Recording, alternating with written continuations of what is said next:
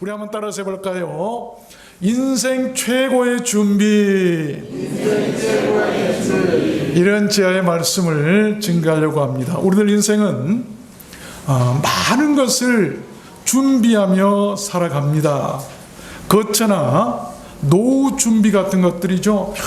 평생 돈을 모아서 집이라도 한 채 준비해야 되겠다. 또 노후 준비를 위해서 여러 가지 힘쓴 것을 볼 수가 있어요. 그런데 미리 준비한 사람은 큰 어려움이 없지만 준비가 없는 사람들은 큰 낭패를 보게 됩니다.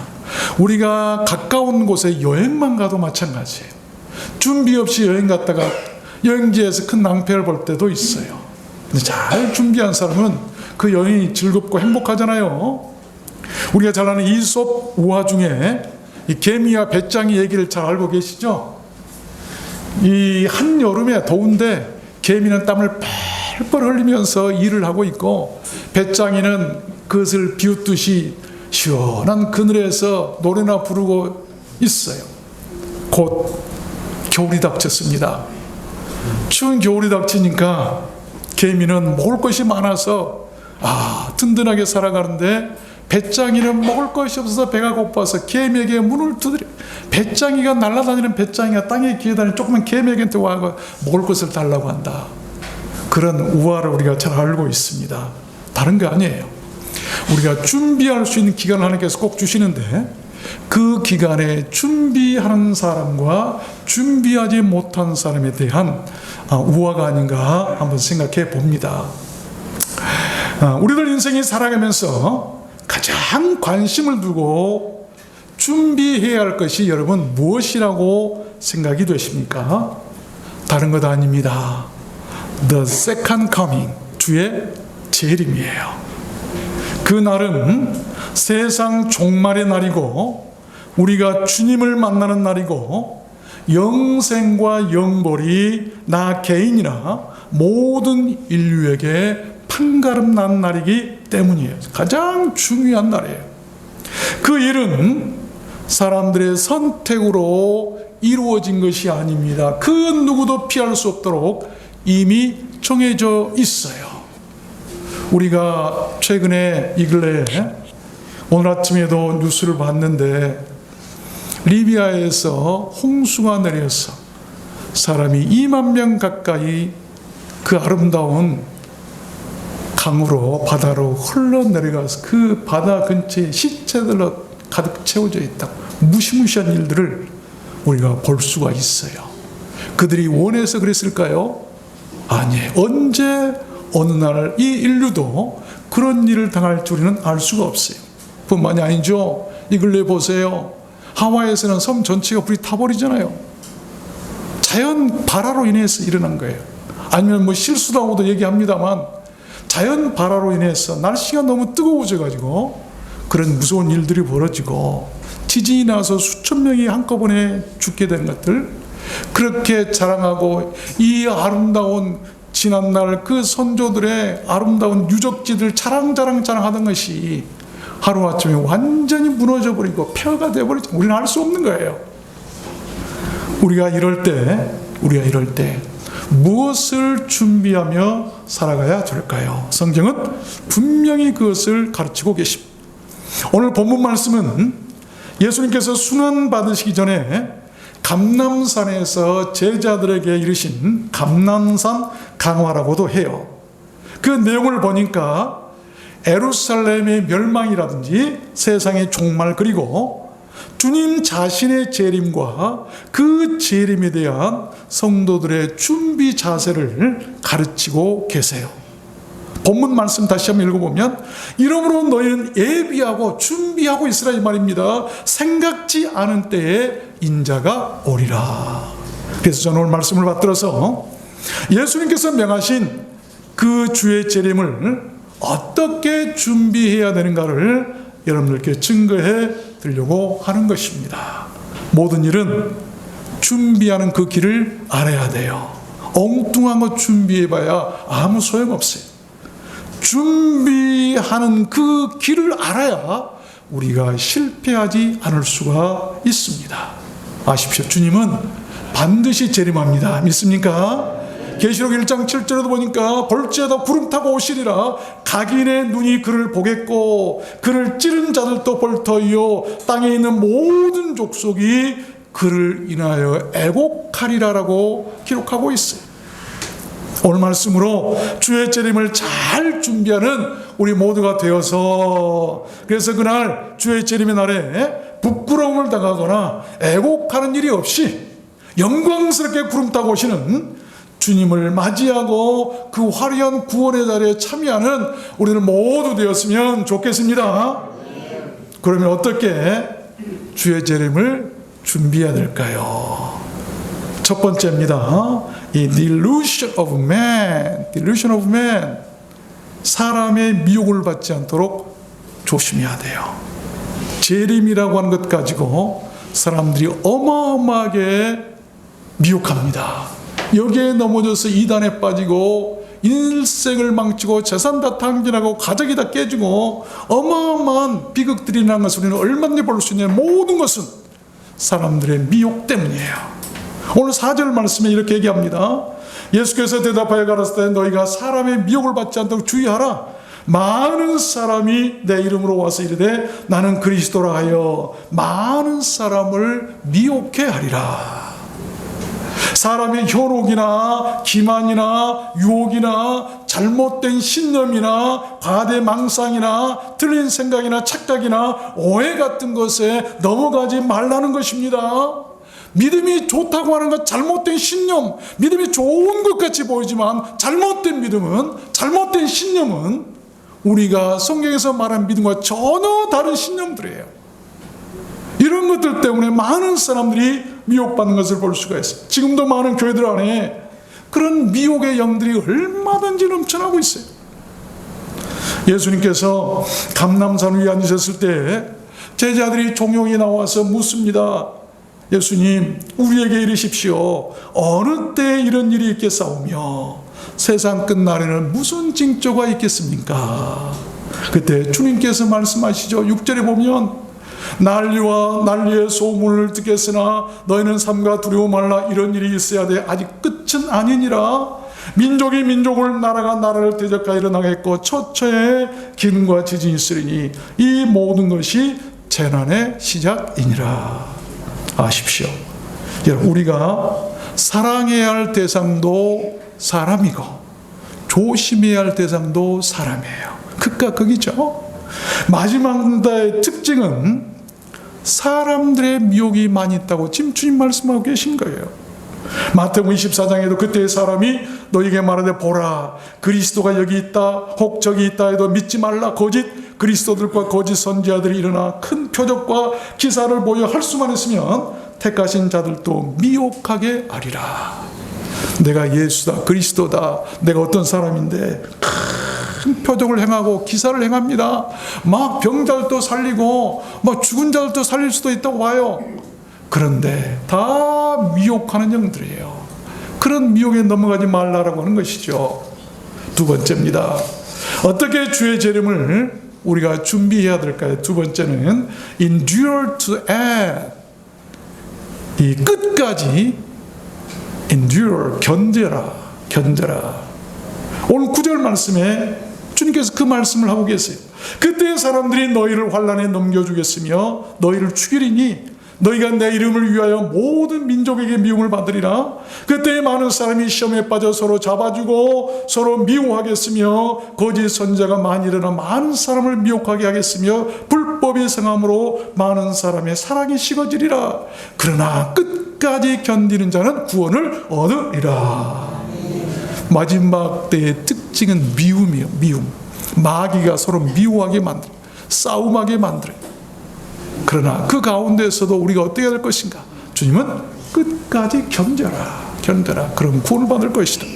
그렇습니다.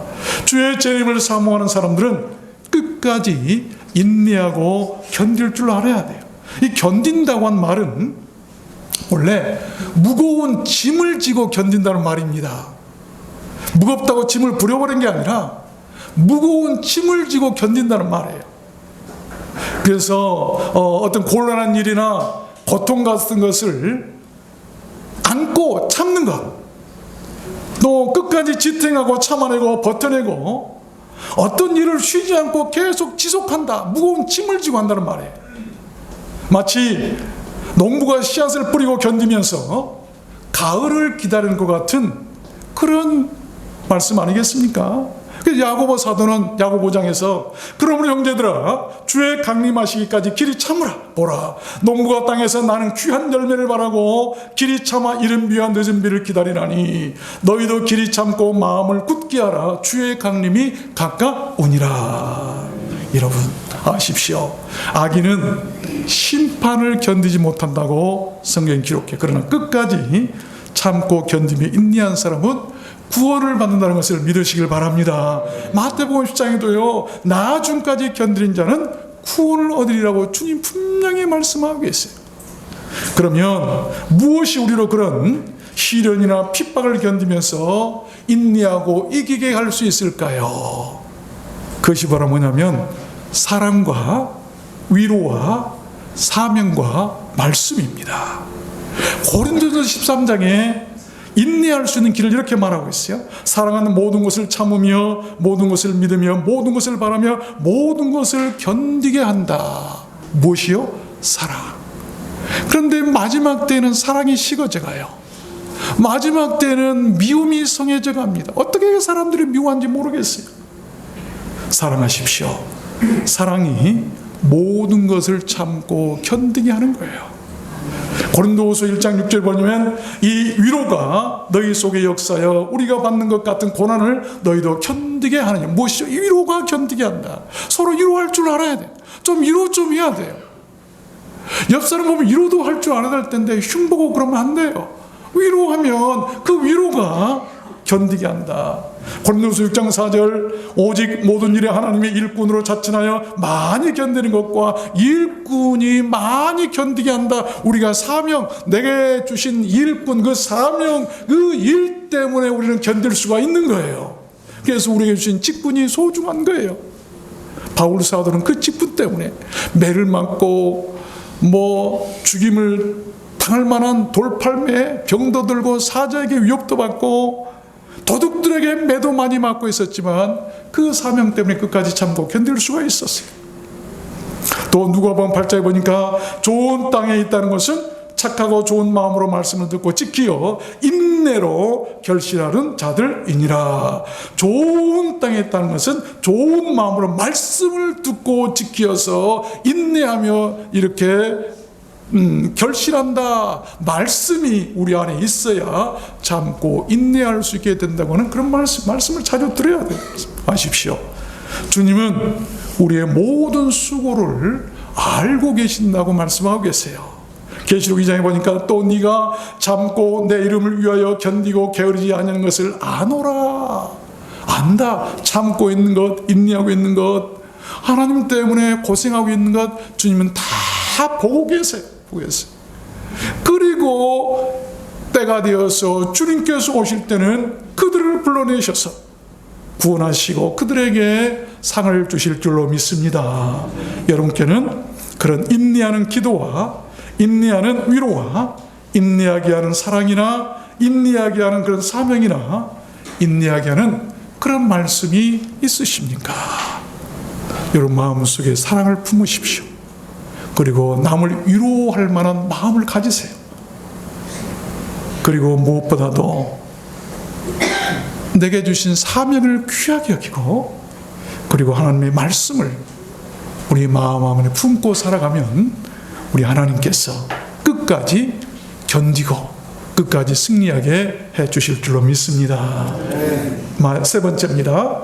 어떻게 주의 재림을 또한 우리가 준비해야 될까요? 세 번째는 stay awake. 깨어있어라. Stay awake, 깨어있어라. 42절 보니까 그러므로 깨어있으라. 어느 날에 주가 임할런지 너희가 알지 못함이니라. 너희도 아는 바니 만일 집주인이 도적이 어느 경점에 올 줄 알았다면 깨어있어 그 집을 뚫지 못하게 하였으리라. 그렇습니다. 여기 깨어있어라 라고 이 말은 자기 집을 보호하기 위해서 도적이 들어오지 못하도록 지키라고 한 말이에요. 도둑이 누굽니까? 마귀 사탄이라고 예수님 말씀하셨어요. 그 마귀 사탄에게 소중한 것들을 빼앗기지 않도록 깨어 있으라라고 하는 그런 말씀입니다. 이 깨어 있는다는 말은 자각한다, 인식해라, 머리로 알아라, 깨닫고 주의하고 꼼짝 말고 변심치 말고 끝까지 기다려, 스테이라고 말을 써. 기다려라, 머물러라. 우리가 깨어있고 싶어도 깨어있지 못하면 다른 거, 어느 때 우리가 졸리죠? 피곤할 때죠. 피곤할 때. 육신이 약하기 때문이에요. 주님이 이렇게 말씀하셨어요. 마태복음 26장에 제자들에게 오사 그 자는 것을 보시고 베드로에게 말씀하시되 너희가 나와 함께 한시 동안도 이렇게 깨어있을 수 없더냐? 시험에 들지 않게 깨어있어 기도하라. 마음은 온유로되 육신이 약하도다. 마음은 온인데 육신이 약하다. 그럼 어떻게 육신을 이겨낼 수 있을까요? 아십시오. 하나님께서 우리에게 말씀해 주셨어요. 우리가 세상에서 열심히 일하고 사는 것은 하나님의 뜻입니다. 매우 중요한 삶의 자세고 반드시 그렇게 열심히 살아가야 돼요. 성경은 게으른 자에 대해서 많은 책만 하고 계시. 그러나 중요한 것은 너무 심하거나 지나친 욕심을 위해서 육신을 피곤하게 하지 말아라. 그래야 영혼이 유지되고 보존될 수 있다고 하는 것이죠. 그 하나님의 방법이 무엇이죠? 6대1입니다. 6대1. 뭐죠? 엿새 동안 일하고 하루는 반드시 쉬라고 말씀해요. 그런데 그걸 쉬지를 않아요. 그래서 육신이 약한 거예요. 엿새 동안 일하고 하루는 반드시 쉬는 날, 그날이 주일날이에요. 그날이 주님 만나는 날이에요. 그날 와서 힘을 얻고 다시 나가서 또 세상에 나가 우리가 엿새 동안을 살게 되는 것 아니겠습니까? 하나님과 결산한 엿새 동안 날을 하나님께 나와서 결산한 날, 그리고 또 힘을 받아서 엿새 동안을 시작하는 날, 주일날은 중간에서요 우리 인생들에게 아주 중요한 날이에요. 이 날을 우리가 실패하면 인생이 실패할 수밖에 없어요. 그러면 깨어있는 방법이 또한 무엇일까요? 삶의 절제와 적당한 노동입니다. 36절 보니까 그러나 그 날과 그때는 아무도 모르나니 하늘의 천사들도 아들도 모르고 오직 아버지만 아시느니라. 노아의 때와 같이 인자의 맘도 그러하리라. 홍수전에 노아가 방주에 들어가던 날까지 사람들이 먹고 마시고 장가들고 시집가고 있으면서 홍수가 나서 저희를 다 멸하기까지 깨닫지 못하였으니 인자의 임함도 이와 같으리라. 이게 뭐죠? 삶에 대한 절제를 얘기하고 있어요. 노아의 때와 같이 때가 되었는데 지금 심판이 곧 이루어지는데 아무리 말씀을 전해도 말씀 듣지 않냐고 먹고 마시고 놀다 그렇게 당했다. 그러나 마지막 때는 너무 지나치게 세상에 휩쓸려서 지나치게 그렇게 살서는 안 돼. 절제하면 좀 살아야 돼. 그리고 뭐죠? 적당한 노동을 해야 될 텐데 그때 두 사람이 밭에 있으면 하나는 테레감을 당하고 하나는 버려둠을 당할 것이요. 두 여자가 매를 갈고 있으면 하나는 테레감을 당하고 하나는 버려둠을 당할 것이요. 그러므로 깨어있으나 어느 날에 너희 주가 이물는지 너희가 알지 못함이니라. 적당한 노동이죠. 두 여자가 밭에 나가서 일하고 있어. 마지막 때가 되니까 일할 필요 없어. 근데 두 여자가 밭에 나가서 매를 갈다가 하나는 휴거가 되고 하나는 땅에 머물러서 올라가지 못하고 그런 일이 있죠. 노동하다가 일하다가 우리는 하나님께 부름을 받아야 돼요. 우리 예수님께서도 제자들을 부르실 때 제자들 전부 다 일하는 것, 구물을 깁는 것을 보신다든지 또 세간에 앉아있는 것을 보신다든지 또 고기 잡는 것을 보신다든지 일하는 가운데서 다 부르셨어요. 마지막 때가 되면 일하십시오. 그래서 삶의 절제가 있어야 되고 그리고 적당한 노동이 우리가 깨어있는 방법이에요. 계시록 16장에 보면 보라 내가 도적같이 오리니 누구든지 깨어 자기 옷을 찢겨 벌거벗고 다니지 아니하며 자기의 부끄러움을 보이지 않은 자는 복이 있도다. 말씀입니다. 마지막 네 번째입니다. 그럼 어떻게 또한 우리가 주의 그 재림을 준비해야 될까요? 마지막 네 번째는 이 faithful and wise, 충성되고 지혜로워야 된다. 마지막 때는 충성스럽고 지혜롭게 살아가야 돼요. 45절 말씀에 주님이 이렇게 말씀하셨어요. 이러므로 너희도 예비하고 있으라. 생각지 않은 때 인자가 오리라. 충성되고 지혜 있는 종이 되어 주인에게 그 집 사람을 맡아 때를 따라 양식을 나눠줄 자가 누구냐. 그렇습니다. 재림을 준비하는 올바른 자세는 그렇게 충성되고 지혜 있는 종의 자세로 살아가야 한다는 것이죠. 여러분의 주인은 누구십니까? 여러분의 주인에 대한 종의 자세를 아십시오. 그래야 마지막 때에 우리가 잘 살아갈 수가 있어요. 아십시오. 충성에는요, 악한 충성이 있고 선한 충성이 있어요. 악한 자들에게 충성했다가는 똑같이 악한 자들이 지옥 갈 때 지옥 갈 수밖에 없어요. 우리가 해야 할 충성은 선한 충성이에요. 악한 충성은 결코 해서는 안 됩니다.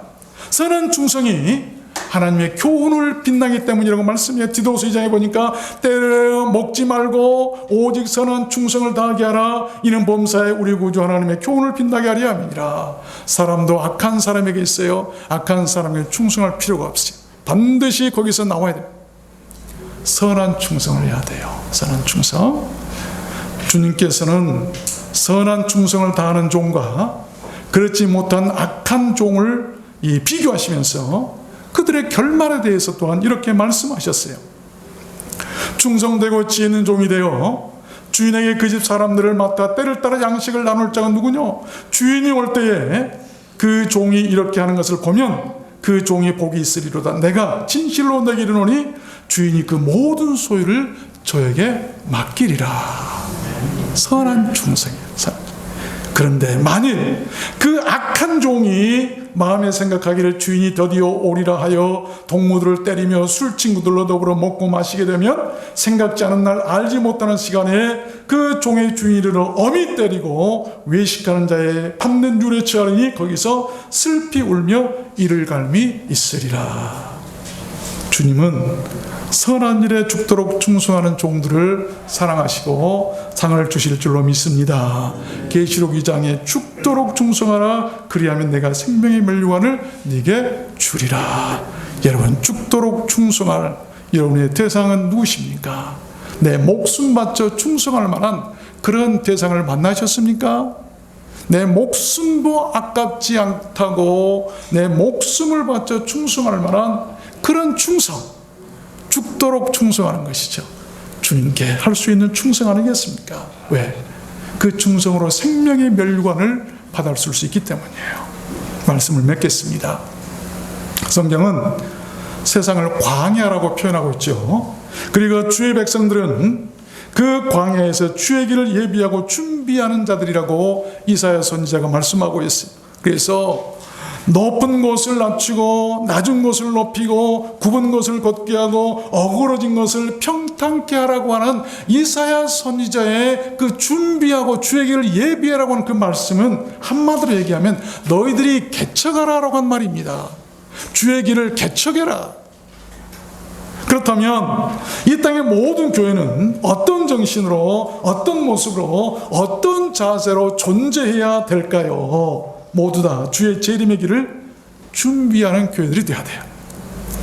또한 모든 성도들도 선두에 서서 선구적이고 솔선수범하는 그런 일꾼들이 되어야 돼요. 이것이 개척교회, 그것이 주님께서 원하시는 건강한 교회고 낮은 자들이 모인 교회고 주님이 주니신 교회고 천국 가는 길을 예비하는 교회이기 때문 아니겠습니까?